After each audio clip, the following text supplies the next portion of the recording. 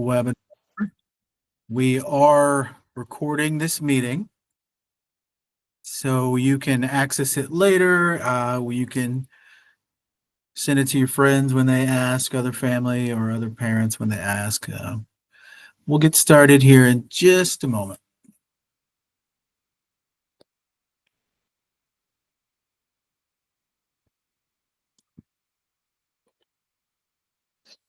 All right, I'm Mr. Posey. I'm one of the counselors here at Rouse. You may hear some other names, Mrs. Grippentrog, Mrs. Morgan, Mrs. Lucas, Mrs. Atkinson. They will be popping on. They're on the call as well. They may pop in to maybe answer some questions, especially towards the end. Excuse me. There will be a Q&A feature.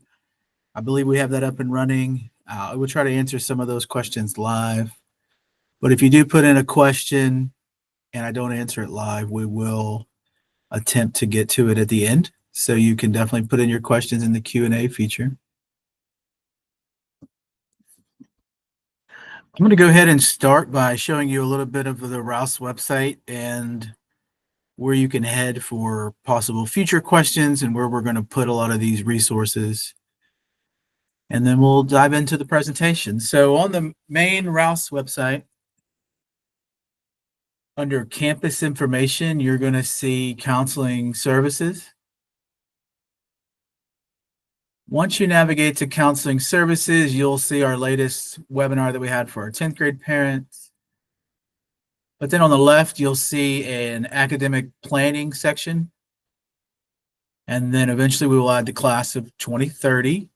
As of now, they are here in this 2026-27 course planning. And then you can see the timeline for each grade level.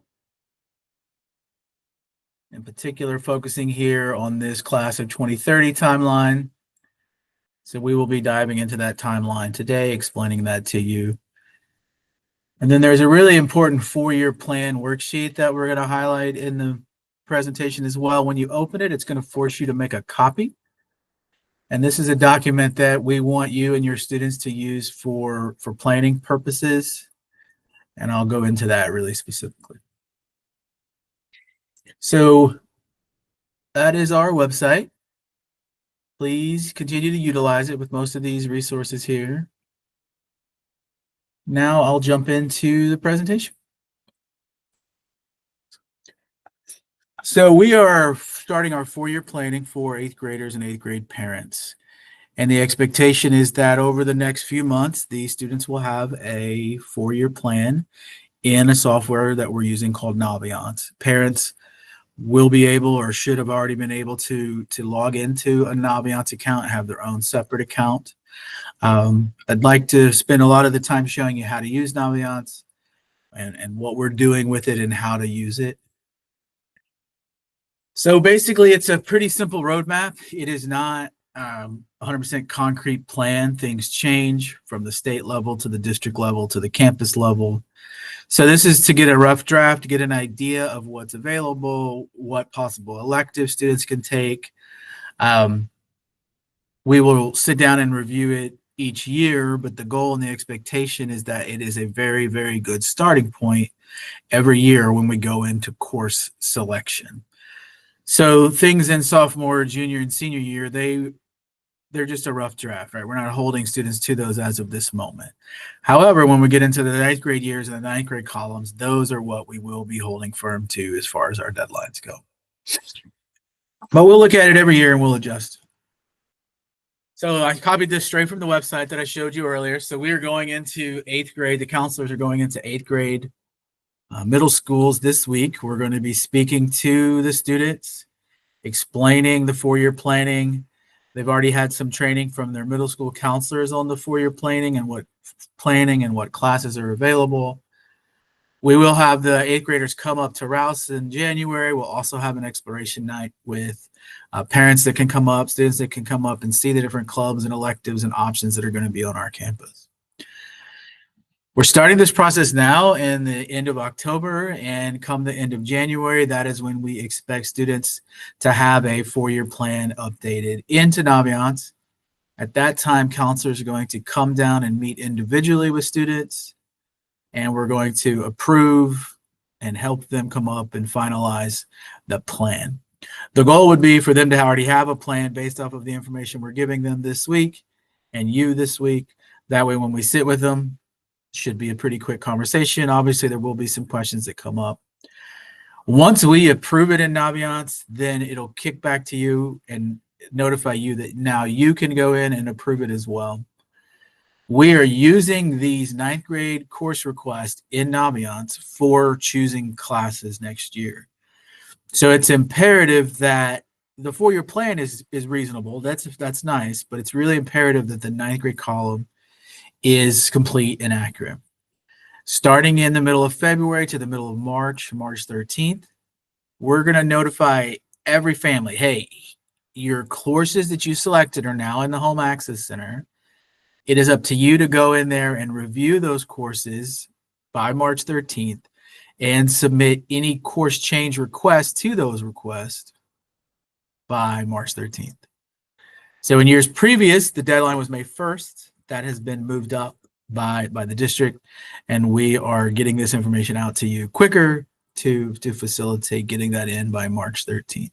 So what the March 13th deadline means is if a student chooses an elective March 11th, and then come April, they have an epiphany, they're sitting at home and they want to change those electives, we're not able to make those changes. So March 13th is an actual deadline. So the 3 graduation plans that the district offers are listed here. 26 credits is required. Each student usually averages 7 to 8 per year. So getting to 26 is not a problem. Simply put, there will be 4 math, 4 English, 4 science, and 4 social studies every year. One of the graduation plans only requires 3 social studies, but thankfully we build in a required 4th for almost all students, which guarantees them an endorsement in addition to other endorsements. And we'll get into that language here in a minute. At least 2 years of a language are required, 1 PE credit, 1 fine art credit, and some electives. For some reason, the word elective really is a struggle for some students and families. Anything beyond your requirements, let's say you take 4 or 5 science credits, those will then bump down and they're not counted as electives, but they count towards that 26, right? So we'll get into this a little bit as we go forward, but you can reference it at any point. It's also on our website. So the endorsements, these are the ones that we offer: arts and humanities, STEM, business, and public service, and multidisciplinary. Pretty much hardwired into everyone's plan, or everyone's 4-year plan should be the multidisciplinary, which is pretty straightforward. And then in addition to the multidisciplinary, we offer these endorsements. And then within each of those endorsements, we get specific on the actual program of study or the sequence of classes that we offer, right? So for instance, if a student wants to be a business and industry endorsement, then we have all the way down from business management to automotive, welding. And then inside that sequence, inside that program of study is a sequence, which is a structure of classes. And then we're going to explain that to you as well. If a student creates a 4-year plan and they are expecting to graduate on the automotive path, they can pivot and change, but it may mean that they don't have enough time then to fully complete that program of study. And that's fine. We have them on the multidisciplinary plan. That's an option. But the goal is to take these classes and learn. So just because you're maybe not be able to complete a program of study, maybe you have a sport or band and you can't complete a program of study, you're still getting access to most of those classes and most of that material. And that's the goal. This 4-year planning worksheet, I showed it to you earlier, the one that makes you create a copy. One of the reasons why this is pivotal in using as a planning document is because it's concise. It has all of the Rouse information in one spot. So for instance, we don't have every program of study. We don't have every course the district offers. So many times families are sitting at home, they're looking at the course catalog, they're getting very excited about a program that's not even offered at Rouse. So I would advise using this worksheet to see what's available. At the bottom of this worksheet is a list and a sequence of all of our programs of study that we offer, and then the order that the students should take those classes in order to complete that program of study. So I heavily advise you not to just go flipping through the course catalog Many dreams are crushed when you realize those are not offered at Rouse. So if you can stick to the 4-year planning document, you can then see what would be available. So you're not getting people's hopes up. You're not wasting your students' time or our time. Pretty straightforward. English 1, 2, 3, and 4. Math sequence is based off of what math they're currently in. There is no reward for getting the most math credits or getting the most credits, period. A student can follow the Rouse Leander sequence of courses and graduate well prepared for the rest of their life. There is no need to pay for other credits or go to additional outside resources to secure credits and pay for credits. Rouse offers every course a student needs to graduate and be successful. We've graduated many students over the last 15 years that have gone on to be successful. It is not required that a student pays for outside credits. It's not encouraged, it's not expected, it's not needed. I know that's going to fall on deaf ears from some of you, and we'll have a little bit of a process for students that want to do that. We also offer industry-based certifications with many of our programs of study. So a student can get a lot of hands-on learning. They can be prepared to then go out and get a possible job right after high school, or at least secure them a job while they're in college or in trade school moving forward. So Naviance is the name of the program that we're using. Many places call it Naviance. It is hard for my accent to say Naviance, so I'm going to stick with Naviance. Naviance is a program that everyone has access to. Students have been in it. They're getting into it. We're going to go down next week and really get them in it. Parents have links and access to accounts that was sent out by the middle school counselor, so parents can see it as well. Once you get into Naviance, it is robust. It has a lot of information, and it is too much to really take in at one time. Today, we're going to focus on the course selection process, but there's a lot of information in there for students to do self-discovery tasks where they perform surveys, interest surveys. There's the courses tab that we'll be getting into. There's a lot of career information, drilling down into careers and universities and majors and all that. There's a lot of college search options as well.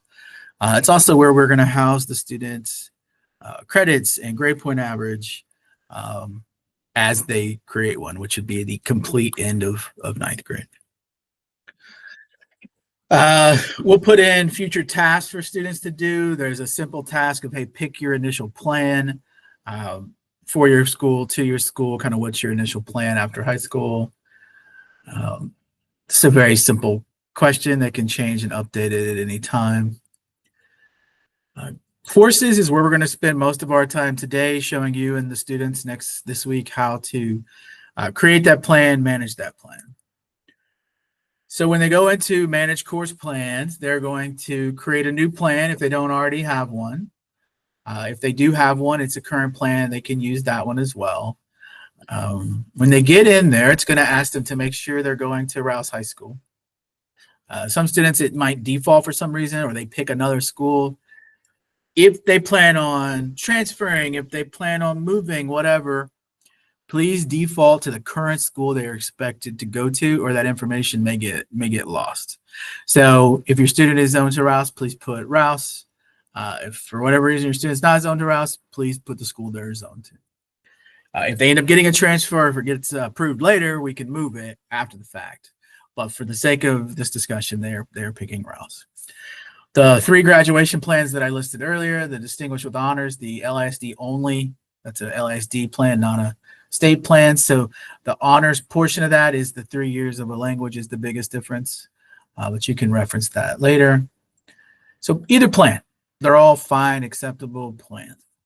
Once they pick a plan, they can create a new plan. If they already have a plan in there, they can copy those courses from their existing plan. And this is where we'd like them to try to select an endorsement. So one of those 4 or 5 pathways that they've seen. And then within those programs within that endorsement, it'll let them drill down even further and pick a program of study. So for instance, if that endorsement is business and industry, and that program of study is automotive, as you see right here, then this will pop up, allowing the student to see what specific courses are required to complete that program of study. And then they can add those specific courses that are required to the proper grade level. So if you know your student is definitely interested in endorsement and they're definitely interested in a program of study, this will prompt them to put in the right courses. Obviously, this is not a guarantee they will get those courses. It's not a guarantee that we'll even continue to offer those courses. Sadly, things change over the summer. Allotments from the state with the funding issues and just the whole entire process that our state is in right now. Who knows what could happen? That's why this is a plan. So picking these courses is not a guarantee that a student will get them. Keep heading along here. So let's dive into, let's say we're adding courses to the English column, right? So you could click, the student would click add courses, and then it'll pop up with a list here that they can open up to see all of the English options. You can filter it by grade level. You can start searching for a course name. For English, it's pretty straightforward. They would pick then the 3 or 4 years, 4 years of English that they need. They would add them to the proper grade level. Some of them will default to the standard grade level because they're only available in that year. Add those selected courses to the plan, and then you can see that English 4, the 12th grade course, it's only offered 12th grade. Save those changes. You've met the requirement, or your student has met the requirement of 4 years of English. They're there. And then now you can see English has gone all the way across all 4 years. So a family and a student will continue to do that for their electives and their core course subjects. We are going to be using this 9th grade column to pull the course requests. So there's no choice sheet where a student sits and highlights things. There's nothing where they check boxes and turn it back into us. This diagram, this column, this online software is what we're using to then pull and enter those course requests into our information system, our scheduling system. You can see the little detail there about the specific endorsement that they chose. When they get into that, it'll show you the expected courses that are required. That way a student can try to plan out, can I complete this program of study? Can I get that endorsement? And there's only 8 courses or 8 classes, class periods per school year, right? Band, some of the dance, some of the sports, these take up more than one period. They take up 2 periods. So as the student is filling this out, they're only selecting the 8 class periods. Some of that may be 7 classes that they choose. Some of that may be 8 classes that they choose. It just depends if that class is 2 periods or is double blocked. So for instance, the example that we showed with the automotive, they click those classes, they put them in the right grade level, and then you can see here along the elective pathway, they have the 3 required courses. This student already went in and selected art. This fitness and wellness is our PE class, and then they started their language. There will be an 8th grade column, so some students will have credits from 8th grade. Click this left arrow here, and it will take you over to 8th grade. 8th grade is likely not super accurate right now just because they're in the middle of that school year, but it will definitely get corrected.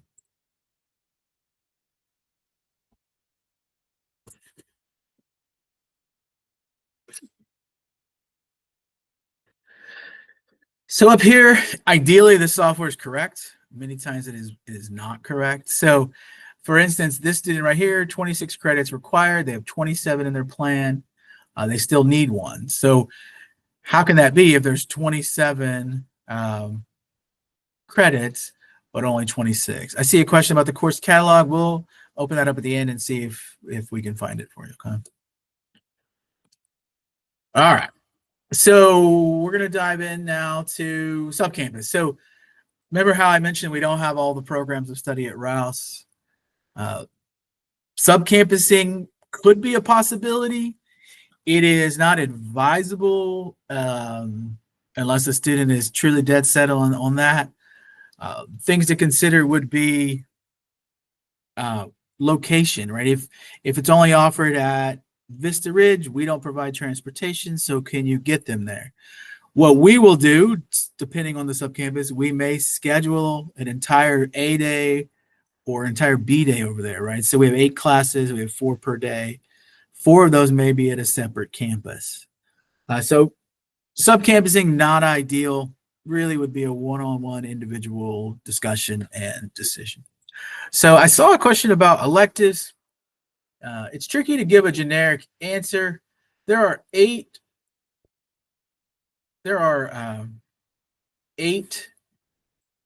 class periods. So you can see this student right here, 9th grader. They have English 1. So when you go to your worksheet, English 1 could be on level, it could be advanced, math.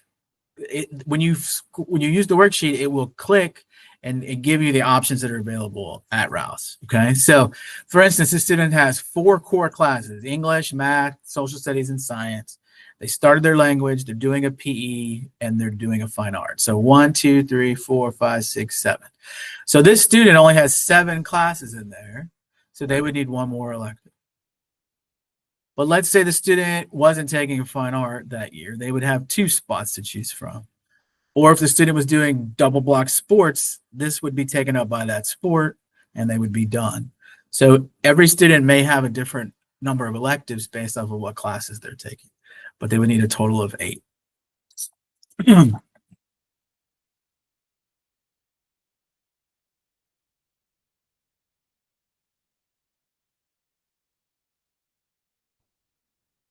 For this planner, it may pop up with errors. There may be issues that are on the back end on our side.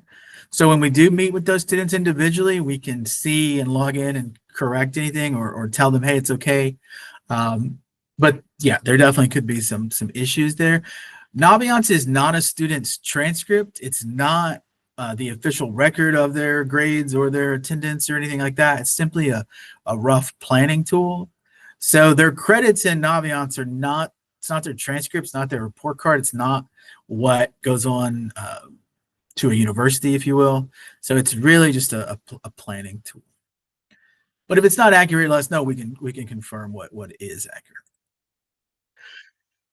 So what does this mean for course requests? There's not an additional choice sheet, like I mentioned, right? This 9th grade column, we need to make sure it's going to be correct. So when the student submits it, we will get access to it. We'll look, and if there's glaring mistakes, we will not approve it. We'll meet with that student individually when we go back to the middle school, and we'll adjust it from there. Once we approve it, though, it's going to kick back to you, so you as a family can see it and hopefully approve it because you've already had that conversation with your student. If you don't approve it, then we will connect with you to see what's the concern and what we can do to hopefully make that situation better or more accurate. But just a reminder, these are the courses that a student is choosing for next year. So that 9th grade column is crucial. You can change your course request up to March 13th. So from February 17th to March 13th, there is going to be an online form that students can use to make changes. Once school starts, we're definitely not making changes unless there's a true error, like a graduation requirement is missing, a student doesn't have a prerequisite, wrong sport, for instance. There's definitely changes that happen during the year, but they're not because the student just doesn't like the course. One thing I'd like to highlight as well is not every student is the same. And you as a parent need to be self-aware of your student and your own expectations for that student, your own student's work ethic and ability. Typically, I get this problem a lot. Students are comparing themselves to each other, but even worse than that, parents are comparing their kids to each other and having that question of, well, what's so-and-so taking? You should take more. Know your student. For as many students as I have that are taking a lot of advanced courses and doing okay and doing well, I have 3 and 4 times that many that are doing terribly. So understand your student, understand what that student's schedule is going to look like, understand what their AP classes or their after school activities, their private lessons, their travel, whatever it is. Consider all these when choosing these courses, because what will not happen, a student will not choose 5 or 6 hard, rigorous courses and then come on day 2 and want to drop them. I'm going to repeat that. This is not pick as many hard courses as I can and then drop the hardest ones when I get here. Same with electives. Take the appropriate rigor for your student. Okay. Google Classroom codes, your students will have this. We use a lot, we publish a lot of things in the Google Classroom just as like a placeholder for each class, relevant and specific to each grade level. The 4-year planning worksheet is very crucial. I've gone over that a few times. Let's see, fellow counselors, I know there may have been some questions. If you want to hop on and answer them, I'll try to look at them as well. Yes, Mr. Posey, I put this in the chat, but this is a good question. So Naviance has to be accessed through the Leander Launchpad for students. Parents have a separate link to connect, which would have been in the email from your middle school counselor. Currently, Leander Launchpad is one of the websites that was affected by the wider internet outage that happened over the weekend. So our district is currently working on that. So if you do get an error message, that is not a district thing or a Rouse thing. We are just kind of have to wait for that internet, whatever the error is, to be resolved. But that is why you can't get into Naviance right now. Perfect. I'm going to just go through some of the questions I see and try to answer them. Do we need to press the submit button in Naviance once we are done choosing the subject? Yes. So don't do that today. Let your student do that. Let your student listen to us. This should be a student first process. The student then presents to you what they're interested in, and then you have a consultation. One thing I've noticed is when parents own this completely, if a student is struggling or they're in an elective that they don't really necessarily enjoy, you signed them up for it, right? Not them. So they're they're more likely to work hard in a subject that they have chosen themselves. So allowing them to be an advocate for themselves, to discuss the courses they're interested in, why they're interested in them, and then you as a family have that consultation and come up with a plan. So yeah, once the student is done, they would then submit. Google Classroom code, we'll present that to the 8th graders. They'll see it. Since practicum courses take up 2 credits, do they often take up 2 class periods? Yes, they do. They definitely take up 2 class periods. Once a student chooses an endorsement, can they switch endorsements when enrollment opens?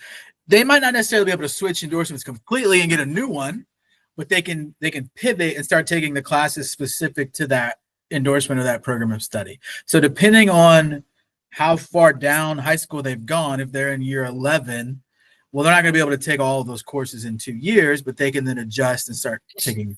So that is to me, the most valuable part is getting exposure to that material. So if a student does change their mind after a few years, by all means, you can pivot. Just don't expect them to be able to necessarily complete that endorsement, right? That's okay. They're still going to graduate.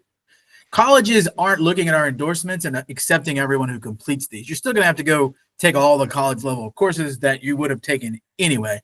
These aren't completely synced, so you just transition into grad school or anything like that, right? These are still college level courses, and the universities really, they just see them as college level courses, right? So the program of study is not, it's important for a student to learn that material, but if they need to pivot, please, by all means, pivot. How do I know what courses? So when you're going through the course catalog, you ideally should see only Rouse courses if you're using the 4-year worksheet that we're hoping you use. This is asking what Vista Ridge is offering. I personally wouldn't look to see what Vista Ridge is offering. I would look to see what Rouse is offering. But when a student is picking classes, if they want to learn more about that class, They're all highlighted, hyperlinked to descriptions, and then locations of where the course is offered. So if a student is interested in a course, if they click on it, they can read about it, they can read about the prerequisites, and then see where it's offered. But I would default to what's in that pink worksheet first, for sure. For DECA, is a business subject mandatory? Yes. As far as I know, we're going to continue with that policy that a business class is mandatory. Just know that if your student is not interested in business, they don't have to join DECA. DECA is not a requirement to come to Rouse or graduate. There are many other clubs and organizations that a student may have a better interest in than DECA. So just make sure business is truly something they want to pursue and not just something they're doing to check a box or just because their friends are doing it. Individually making those decisions for what the student is interested in is crucial. I don't know about the early college lottery. I would fill it out for Rouse, and then when they reach out to you about getting into early college, they'll adjust it. Good questions. Yeah, that is correct. Mm-hmm. For students in 8th grade classes, will those count towards the required 26? Definitely. So those are middle school credits, middle school classes that give high school credit. Yeah, those will definitely move over towards 26. I'm not sure about this 403 question. I don't know if that's the internet outage or that may just be because you have to log in from your student's account. Ms. Atkinson, do you understand that question? I don't. I think it would be, so the 4-year plan worksheet should make a copy for everybody. If it's through Naviance, though, it is definitely that internet outage concern. But I would say if that person continues to have an issue, just feel free to reach out and we can help with that. So we will publish the slides after the meeting. So usually we'll have them on our home screen right here. So the last parent meeting, hey, look, it's going to be there already. Look at that. Somebody's doing work while we're working. Okay. Yeah. So they'll be there on our website. Any suggestions on assisting my kid pick their classes when they think they can handle honors classes, AP class, etc.? Here's some suggestions. Each class, each AP advanced class, AP in particular, is expecting 2 hours of homework per night for how many days that class meets, right? So if your student's picking AP Human Geography, the expectation is if they meet twice a week, that's 4 hours of homework a week. If they meet 3 days a week, because it's an A day, let's say, that would be 6 hours. So consider that, right? Also consider, like, what have they done in middle school? How hard was middle school? Your hardest course in middle school, how hard was it, right? Okay, multiply that by 8 now, right? Or are you in band? Are you in a sport? What are you participating in? In a vacuum, individually, in each class, sure, these kids can handle it, right? I can handle bio advanced. But if you add 4 other advanced and AP courses to that really is the question. So focusing on a student's strengths, if they're not into the human geography curriculum, but they really love the other curriculum, like the one they're most interested in is the one where I would say to push themselves. All sports are going to be double blocked. There are none that aren't double blocked. How many AP subjects? I don't even like the question, to be honest with you. I would suggest stop thinking about AP, stop thinking about GPA, and focus on what courses does my kid, are they interested in? And then if they are interested in that subject, where can we push them? Where's the rigor associated with, right? That answer to that question frustrates me to an nth degree, but you will see it when you're choosing the core subjects. Not every subject has an AP course next to it, but you'll see it in the drop down menus right there. You're welcome. So there are 8 classes unless you take a double block course. Yeah, exactly. You nailed it. So if you have a double block sport, that's only seven classes. Yeah, I think that's all our questions, right? Yeah, I do want to just kind of show a resource, Mr. Posey, if you're okay with it, about kind of back into that subcampus question. So there was a question earlier about courses available at other campuses if I'm interested in that. And so I've been looking for this link because I wanted to share it. So I'm going to currently show a screenshot of the Leander ISD course catalog for next year. And so this link is available. We've linked it on our website, but it will point you directly to the district website. On page 28, there is a section all about our CTE programs that we offer. And there is a link where you can view the full list of all the CTE programs of study by campus. Really, the question about interested in taking classes at another campus, it would be to pursue a program of study that is not available at Rouse High School. It should not be, well, I just want to take this one-off class at Vista or Leander. It should be for a CTE program of study. So, because there are CTE programs of study that aren't at every campus. And so that link will take you to this visual. And so it will tell you exactly all of the CTE programs that are available at Rouse High School. We use this to create that, we're calling it the pink sheet, but to create our 4-year plan worksheet. But you can see like the vet science program that is available at Vista, but not available at Rouse High School. Some of those beginning classes we may have, but we don't have the practicum class. So that would be a reason to look at courses available at other campuses, is just for a CTE program of study. So I wanted to point that out real quick. The last question here, or one of the last questions, are the credits for AP classes worth the same amount as normal classes? And I can answer that for 5 seconds, or I can answer that for 5 minutes. The short answer is yes. They both count as one high school credit. AP classes are more rigorous. They're more challenging. They are college level courses, right? So if a student does well on that timed written exam in May, there is a chance they could get high school credit. Because it is a college level course, because it is more rigorous, it is rewarded with a different GPA for that particular course. I would suggest diving into the course catalog, roughly page 42 or so, for more information on the grade point averaging. Summer courses in Rouse that would help attain credits. There currently are no summer courses at Rouse. Our traditional summer school is for students that failed a summer or failed a class. In addition to that, there really isn't a need for summer, right? We will have them prepared and ready at Rouse. So you can graduate and do really well and be successful by just taking classes at Rouse. All right, I think that's all of our current Q&A questions.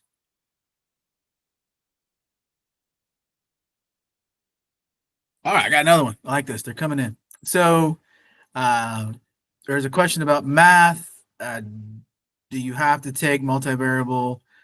No, you do not have to take. Yes, you can take A, B, and BC in 11th and 12th grade. Next one was, which subjects have STAR exams in high school? So ideally, the STAR exams are not anything to worry about, right? You're not prepping. There's not a PSAT. It's not an SAT. It's not an AP exam, right? So ideally, the material you cover in the class, fine, right? The 5 subjects currently are English 1 and English 2, Algebra 1, which some students take in middle school, U.S. History, which is a junior year course, and then Biology, which is a freshman level course. So there's just 5. English 1, English 2, Biology, U.S. History, and Algebra 1. That's all the current questions. Here they come. Summer programs from UT are accepted at Rouse. Summer programs are not accepted at Rouse. A summer program at any institution is just that. It's a summer program at that institution. So those aren't credits. Those are just things students participate in. I want to read more into that question, but I also don't, so I'm not going to.